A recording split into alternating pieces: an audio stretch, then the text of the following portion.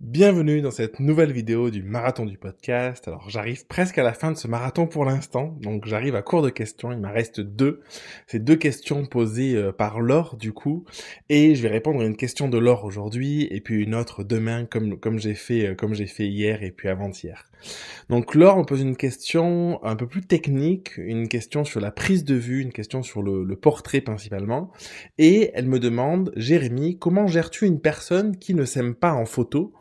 ou qui voit tout en étant assez pessimiste? Est-ce que tu montres les photos au fur et à mesure lors de la séance? Donc elle me pose cette question, elle me dit en complément, est-ce que finalement montrer les photos, est-ce que c'est bien car ça peut aider les personnes à se détendre en trouvant le résultat qui est plutôt joli, et ça peut également être pire finalement si la personne peut se trouver horrible ou être encore plus crispée. Donc c'est des vraies questions qu'on se pose, la question de comment on met à l'aise quelqu'un, comment on arrive à détendre quelqu'un, comment on gère à la fois nous en tant que photographe, la prise de vue avec le posing, avec les interactions, avec le lieu, avec tout ça, et en même temps comment on gère la personne avec ses bagages, le manque de confiance en elle, le fait qu'il y ait des choses qu'elle aime pas sur son corps, tout ça. Je vais répondre à tout ça dans l'épisode du marathon du podcast aujourd'hui.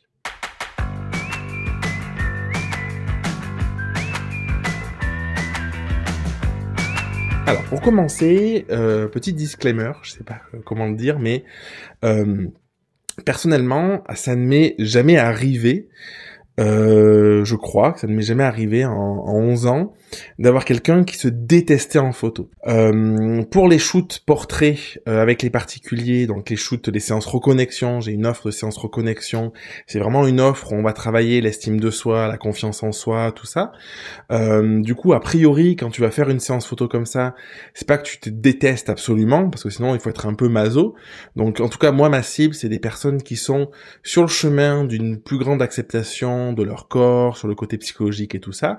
Après, peut-être que ça existe des personnes qui sont vraiment en mal-être et qui viennent voir un photographe, mais du coup, je pense qu'on tombe un peu plus dans le côté photothérapie, du coup, où il y a un côté très thérapeutique sur le rapport au corps, sur l'image de soi, et la recherche, c'est pas d'avoir une jolie photo en tant que telle, c'est plus de faire un travail psychologique. Donc moi, c'est pas ma démarche, c'est pas ce que je propose. Du coup, sur ce côté-là, j'ai assez peu, voire quasiment aucune, enfin, j'ai pas à ma connaissance des clientes qui se seraient détestées au point de pas réaliser une séance photo, parce que je pense que l'acte de faire des photos, déjà, c'est qu'il faut quand même avoir un minimum de confiance, d'estime de soi, ou la volonté de changement, donc une acceptation un petit peu plus importante de ses défauts, de son corps, de tout ça. Par contre, sur la partie corpo avec les entreprises, ça m'arrive assez fréquemment d'avoir des personnes qui sont présentes, qui sont là, et qui sont des personnes qui sont là un peu par obligation pour l'entreprise ou pour des besoins de communication, et qui n'ont pas nécessairement émis le souhait d'être présentes, et du coup qui vont avoir une mauvaise image peut-être d'eux-mêmes, ou qui vont avoir pas mal de réticences, des choses comme ça. Et du coup l'enjeu, surtout pour du corpo, c'est parfois en l'espace de 2, 3, 4 minutes, 5 minutes, souvent au maximum, d'avoir un joli portrait expressif de la personne, où la personne va exprimer quelque chose de naturel. En tout cas, on va arriver à capter ça. Donc ça, c'est les deux cas de figure. Donc Laure, je connais pas ta situation exacte, je sais pas le côté pessimiste, une personne qui s'aime pas, je sais pas si t'as tenté la photothérapie, la photographie thérapeutique on va dire, et que t'as cette démarche-là d'acceptation et que la personne après la séance elle s'aime pas du tout, ou si c'est de manière générale, il y a des personnes qui te disent qu'elles s'aiment pas sur les photos, mais je pense qu'il y a plusieurs choses à considérer, à prendre en compte. La première chose c'est, moi ce que je me dis c'est que je prends rien personnellement. J'ai eu le cas une fois, une cliente, on a fait la séance photo, je lui ai livré les photos, c'était un vrai choc pour elle, j'ai plus de nouvelles pendant pratiquement un mois, 3 semaines, un mois. Je la relançais, je lui disais bon ben voilà, comment tu vis ça, est-ce que t'apprécies les photos, parce que voilà, donc il y a deux choses, c'est-à-dire que moi je m'étais détaché du fait qu'elle puisse ne pas aimer les images, parce que je considérais que la séance était réussie et j'aimais les photos que j'avais créées. Donc ça c'est important de se détacher, parce que il faut pas que la personne, l'image qu'elle a d'elle-même, le jugement qu'elle a envers elle-même, l'exigence qu'elle peut avoir envers elle-même, impacte toi le résultat. Parce que peut-être qu'il y a une décorrélation totale entre la photo finale que n'importe qui, une personne lambda, trouverait super chouette, et la personne en question qui va se dire, qui va être vraiment plus sévère avec elle-même et qui va pas l'apprécier. Donc au bout de 3 semaines, un mois, je sais plus exactement. J'arrive enfin à avoir cette personne, elle me dit écoute Jérémy, c'était silence radio parce que j'ai pas supporté de me voir, c'était très très dur pour moi, c'était très violent et aujourd'hui avec le recul, j'ai regardé ces photos, j'ai pris du recul et je m'aime énormément dessus. Donc ça c'est la deuxième chose, au-delà de se détacher soi personnellement, c'est que parfois en fait faire des photos, je crois que souvent quand on fait des photos,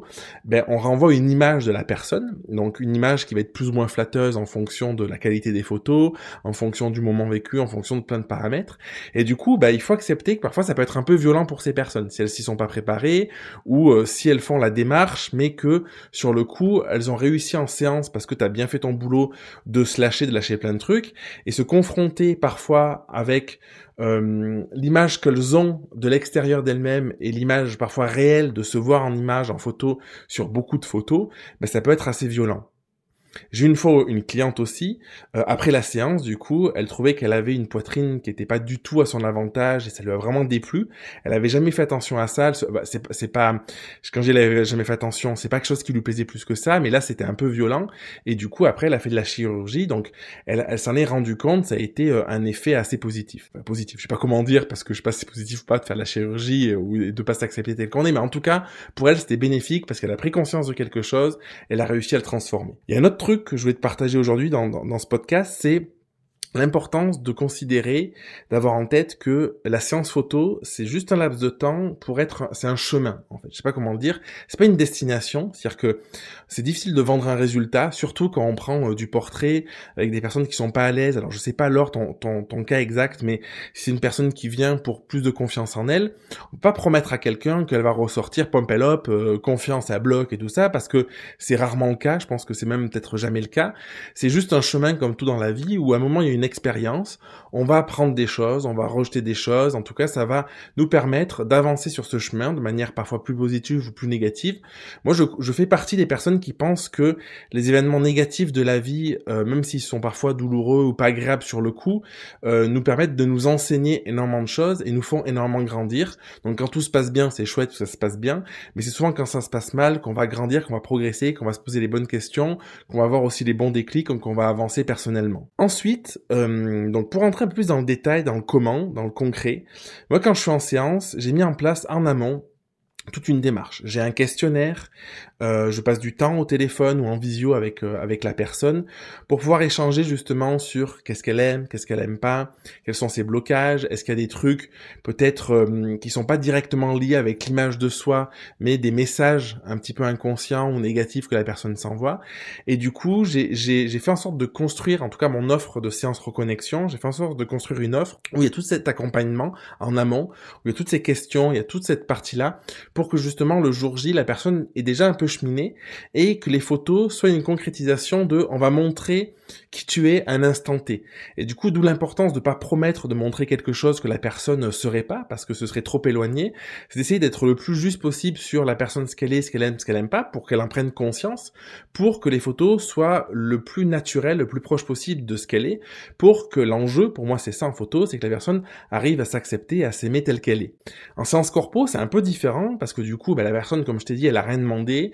il n'y a pas de préparation. Alors selon les shoots, il peut y avoir plus ou moins de préparation, mais globalement, il y a moins de préparation en amont parce que c'est pas l'objet. Et du coup, c'est des personnes qui sont là et qui sont directement confrontées à leur image. Donc là, dans ces cas-là, ce que je fais, c'est que j'apporte une attention toute particulière. Par exemple, j'ai 5 minutes de shoot, je vais passer peut-être 3-4 minutes. Parfois, ça m'arrive de passer 90% du temps sur comprendre la personne, essayer de voir ce qu'elle aime pas, est-ce qu'elle a des blocages, est-ce qu'elle a des trucs qu'elle apprécie pas chez elle. Et je vais shooter, beaucoup shooter, jusqu'au moment où je vais essayer d'avoir quelque chose qui se rapproche du naturel, en tout cas moi comment je le perçois, et soit du coup là tu poses la question de le montrer, soit si je sens que c'est bénéfique parce que il y a quelque chose qui se dégage et je trouve chouette, je peux faire valider parce que ça peut être rassurant. Par contre, ça c'est vraiment du domaine du ressenti. Si je sens que la personne c'est pas ouf et qu'elle va avoir tendance à tilter parce qu'elle va regarder trop de défauts, des choses comme ça, et que ça peut la bloquer plus qu'autre chose alors que j'ai quelques secondes ou une minute pour faire la photo, je vais avoir tendance à la valoriser, à lui dire que c'est super chouette, que je suis super content des photos. Je vais pas dire que je suis super content si je suis pas du tout content, mais du coup, je vais pouvoir parfois accentuer un petit peu le trait jusqu'au moment où du coup, je vais arriver à voir la photo. Et souvent, ce qui se passe, c'est que je reviens à mon premier point de se détacher, c'est-à-dire que quand je considère que la photo, la personne, elle est est représentatif de ce qu'elle dégage, de ce que j'ai pu saisir d'elle. Si après elle s'apprécie pas, ben ça reste aussi l'interprétation de l'image qu'elle a d'elle. Donc je pense qu'une des clés pour te répondre, Laure, c'est d'être assez précis, assez focus dans l'échange,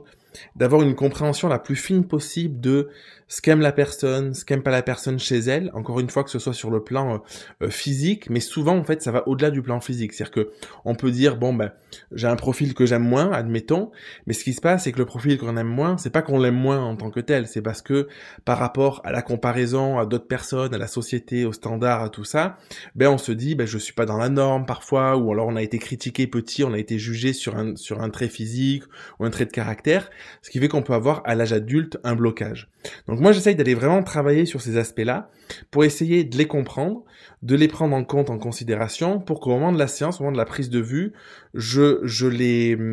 les considère et que je sois le plus près possible de ce que la personne est réellement en dehors de ses blocages. Ça m'arrive aussi parfois d'accentuer un trait parce que je considère que, surtout en photo, quand la personne vient pour un travail un peu introspectif, je considère que c'est important d'avoir une acceptation de qui on est pleinement. J'ai un travail profond sur le fait d'être pleinement soi. D'ailleurs, c'est pareil avec mes accompagnements, avec tout ça, sur le fait d'accepter qui on est, avec ses qualités, avec ses défauts, d'essayer de les mettre en avant, d'essayer de pas regarder ce que font les autres pour pas se comparer justement, pour être unique, pour avoir cette authenticité finalement, et s'apprécier tel qu'on est. Donc si je sens que il y a un élément, un petit trait qui peut être bénéfique, je vais quand même le prendre en photo, je vais le mettre sur la galerie, la personne peut-être qu'elle va pas l'apprécier, mais je sais que sur le long terme, parce que j'ai déjà eu des clientes qui m'ont dit 4-5 ans après, écoute Jérémy, le fait d'avoir vu ces images, de m'être replongé, des photos de moi que j'aimais pas à l'époque, je suis heureuse de les avoir aujourd'hui parce que j'ai vieilli, parce que plein de choses, j'ai mûri, et du coup mon image sur moi-même a changé, et du coup je m'apprécie vraiment, et à l'époque c'était pas le cas. Après, autre chose que je voulais rajouter, je vais faire mon auto-promo un petit peu, c'est de prendre le temps de se former, parce que il y a des choses qui peuvent changer radicalement en photo. La lumière que tu utilises, ça c'est le truc principal, et une lumière mal utilisée qui va être un petit peu dure, un petit peu forte, qui va montrer des courbes ou des courbures qui sont pas forcément hyper esthétiques, ça y joue. Et je pense que notre rôle de photographe, c'est justement avec la lumière d'essayer d'avoir la lumière la plus adaptée à la personne, à la silhouette et surtout à ce qu'on veut montrer ou ce qu'on veut pas montrer. Deuxième truc, c'est la partie posing. Donc la partie posing, c'est hyper important aussi parce que en fonction de la posture, en fonction de la pose, en fonction aussi des tenues vestimentaires, donc si tu fais quelqu'un qui va pas aimer ses bras, peut-être que tu peux commencer la séance ou même faire en corpo, moi c'est ce que je fais, toutes les photos, avec un petit foulard, une petite veste, quelque chose comme ça. Ça permet vraiment de pouvoir cacher ça et que la personne ne soit plus détendue. Et du coup, forcément, si elle voit pas l'élément qu'elle va pas aimer, ça peut être un homme ou une femme, d'ailleurs, c'est pas pour te le dire, en ayant fait des centaines et des centaines de portraits de plein de personnes, les hommes sont autant complexés que les femmes, sauf qu'ils disent moins, ils l'expriment pas, tu vois. Mais en réalité, c'est quand même le cas. Donc, c'est essayer de sentir ça et de faire en sorte d'avoir un élément, un accessoire, soit dans le posing, soit dans la posture et tout, qui va permettre de mettre la personne en valeur. Et dernière chose, c'est l'interaction, parce que si tu arrives à connecter avec la personne et avoir la bonne interaction et que la personne ait ce côté naturel, moi, ce que j'ai remarqué, c'est que quand elle va se voir en photo, même s'il y a des petits détails qu'elle apprécie moins, le fait de se voir pleinement elle et d'avoir ce sentiment d'être vraiment soi, ce sentiment aussi d'épanouissement peut-être interne, ça va être ultra bénéfique. Et d'ailleurs, petite parenthèse, mais il y a des personnes qui font une séance photo et qui, rien que le fait d'avoir fait la séance photo alors qu'elles n'ont pas vu le résultat, se sentent hyper bien. Donc, d'où l'importance de l'expérience que tu proposes, du cadre que tu mets, de ce que comprend ton offre. Parce que du coup, quand tu as vécu un super moment, que tu sens super bien, derrière les photos, le message que tu t'envoies, il va souvent être aussi un peu plus positif. Et du coup, je te disais mon auto-promo, pourquoi ? Parce que j'organise un workshop portrait. C'est Catherine, une membre de la Grao Academy, qui m'a lancé le défi. J'ai dû créer une offre dans la soirée, donc je l'ai fait, ça y est, c'est en ligne. Alors ça fait un petit moment parce que à l'heure où j'enregistre aujourd'hui, c'est sorti aujourd'hui, mais l'épisode sortira un peu plus tard. Mais du coup, si t'intéresse, je vais mettre le lien en description. Si tu veux t'inscrire, n'hésite pas. C'est un workshop portrait. On va faire de la photo, donc c'est vraiment pas un workshop théorique. C'est pratico-pratique. Il y a pas de blabla. On va shooter pour du portrait de particulier, pour du portrait corpo, le posing, la lumière, l'interaction, comment on gère tout ça, comment on gère le cadre, comment on gère la lumière, comment on gère les les échanges, en amont, pendant, après, comment on fait tout ça. Donc c'est une journée assez dense, assez intense. Et en seconde partie, en option, il y a une seconde journée disponible, possible, en bonus, où si tu veux aller travailler en profondeur la partie plus business avec vraiment l'avant-séance, le process, le site internet, la partie communication, le rendu des images, toute l'expérience un peu plus théorique, on va dire, je sais pas comment le qualifier, ça se passera le second jour. Donc, je laisse aller voir en description. Ça fait, je pense, quasiment 2 ans que j'ai pas organisé de workshop, un peu moins 1 an et demi. J'ai pas prévu d'en faire un, mais Catherine, merci à toi de m'avoir lancé sur le sujet. Je pense que ça va être passionnant et ça faisait longtemps que j'avais envie de faire vraiment un workshop pratico-pratique sur du shoot, parce que personnellement, je pense que le meilleur apprentissage, c'est pas un apprentissage qui est technique, je le répète souvent, c'est important la technique, c'est important tout l'enrobage, tout ce qui est autour, mais à un moment, il faut se confronter à la peur du regard des autres, il faut se confronter aussi à ces choses-là, à photographier des gens où on n'est pas forcément à l'aise, à comprendre des petites mécaniques, à se libérer aussi soi dans cette interaction pour avoir des photos qui sont les plus authentiques possibles. En tout cas, moi, c'est ma recherche personnelle. Je te dis à demain pour un prochain épisode du Marathon du Podcast. T'as tous les liens en description sur le podcast ou sur YouTube et je te dis, prends soin de toi.